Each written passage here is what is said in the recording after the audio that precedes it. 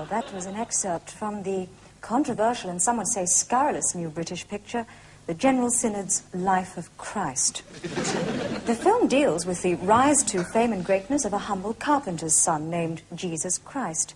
But many people have seen in the film a thinly disguised and blasphemous attack on the life of Monty Python. Python worshippers claim the film sets out to ridicule by parody the actual members of Monty Python. Men who, even today, are worshipped and revered throughout the Western world. Now, Alexander Walker, what did you think of the picture? Well, I was appalled.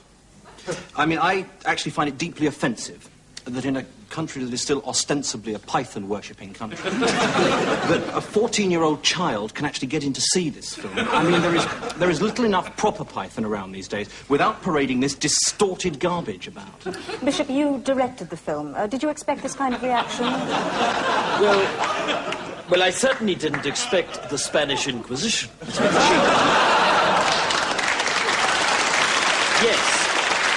Yes, I did direct the film, and I feel as though I must emphasize at this stage that it is not about Python. Oh, come on. I'm not a Pythonist. I'm not a Pythonist myself, but obviously I have a tremendous amount of respect for people like Alexander, who are... Oh, come now. Now, come now, Bishop. I mean, the leading figure in this film, what is it?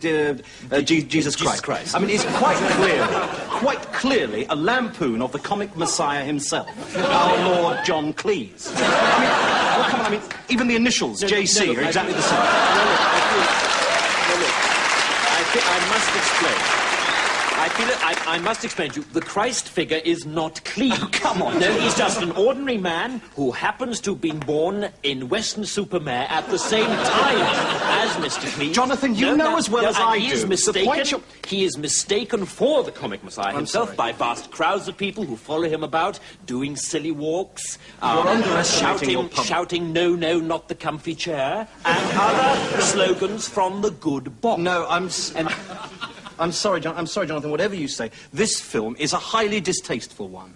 I mean, have people forgotten how Monty Python suffered for us? I know. How often the sketches failed? I mean, these men died for us, frequently. I mean, if Python is immortal, as Pythonists believe, then I can't believe that a mere film, a 10th-rate film, could put them off. I mean, in the words of John Cleese, whenever two or three are gathered together in one place, then they shall perform the parrot sketch. It is an ex-parrot. It has ceased to be. Indeed. Well, Alexander Walker, the final scene of the picture has attracted the most attention. Right, well, now here, I think we have the ultimate blasphemy. I mean, it is set in a hotel in Torquay, where literally hundreds of Spanish waiters are being clipped about the ear by this Jesus Christ bloke. It is obviously a lampoon of the comic messiah's greatest half hour. It's not at all. The point, it's Torbay. Thank you both very much Torbay, indeed. Torquay, I mean, Bishop, Alexander Walker, thank you very much indeed. Thank you.